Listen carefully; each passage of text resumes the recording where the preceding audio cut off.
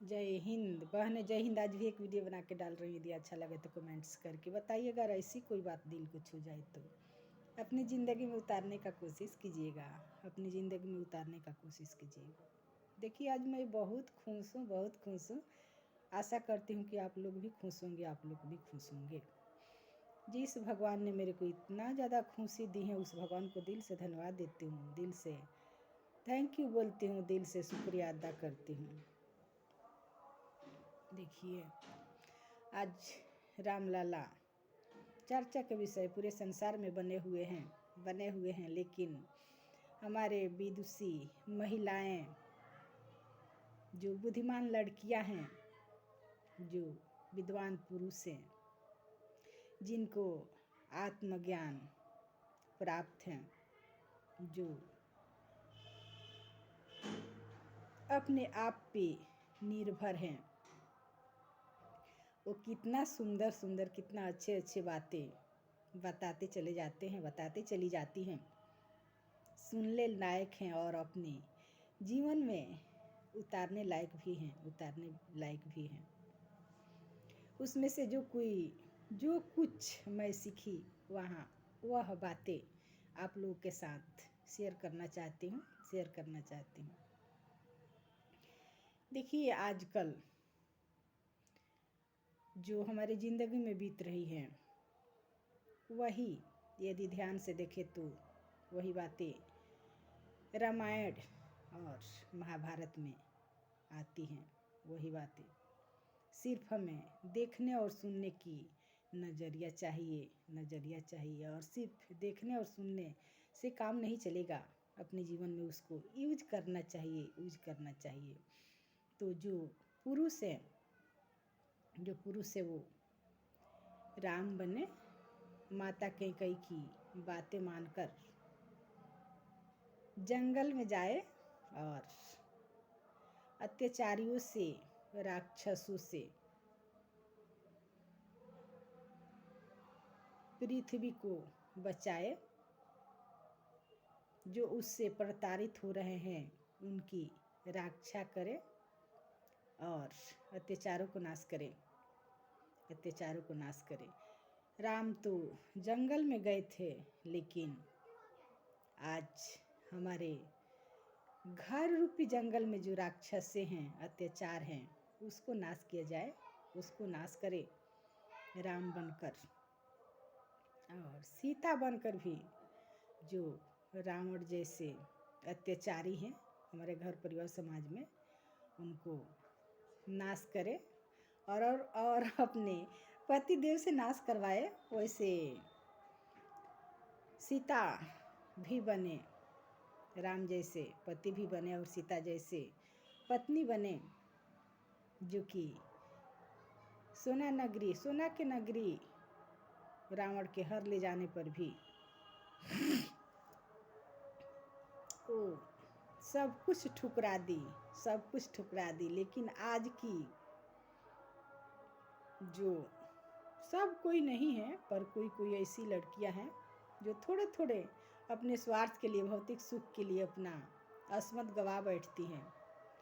वो माता सीता से सीखे कि उतना बलवान विद्वान रावण था, लेकिन उनका नियत खराब था, जिसके कारण उनको नाश देखना पड़ा। अपने पूरे खानदान का नाश देखना पड़ा, पूरे राज्य का नाश देखना पड़ा। तो आज भी वैसे जिनका भाव गलत नियत से भरा हुआ है, जिनके अंदर कचरा भरा हुआ है, वो वैसा ही नाश हो सकते हैं। लेकिन जो अपने आप को समर्थवान समझते, अरे पागल, समर्थवान तू है क्या? जिस भगवान ने तेरे को समर्थवान बनाया है, वो ले भी सकता है। तो भगवान का थप्पड़ बहुत महंगा पड़ता है। थोड़ा याद करके उनको भी चले। थोड़ा सा भी भगवान को याद करेंगे तो ऐसे अत्याचारों से बच जाएंगे, ऐसे कुविचारों से बच जाएंगे, ऐसे कुकर्तव्य से बच जाएंगे, और फिर अपने राज्य को बचाने में सक्षम होंगे, तो चले फिर हम राम के आदर्शों से सीखे, राम के जीवनी से सीखे। राम कहीं बाहर नहीं है, वो हमारे मन में ही है, घट घट में राम है। हम जिस महाराज जी से दीक्षा लिए हैं उसमें वो महाराज जी ने बताए कि घट घट में राम है, यानी हर किसी के अंदर राम है, कण कण में राम है। सब ऐसे सत्संग में एक ही बातें होती हैं, सत्य की बातें होती हैं। और जो नहीं मानते हैं भगवान को, गलत गलत कार्य करते हैं, गलत कार्य करते हैं, उनको विश्वास नहीं होता है। लेकिन भगवान को मानना ही सच्चाई है, सच्चाई है। नहीं मानते वो भी बेकार नहीं है, अपना कर्म पे भरोसा रखते हैं, विश्वास रखते हैं, पर वो इतना सार्थक नहीं होता, इतना आनंदित तो जीवन नहीं होता। जो भगवान को नहीं मानते हैं, जो नास्तिक है, जो मानते हैं उनका जीवन आनंदित रहता है, हमेशा खुश रहते हैं वे।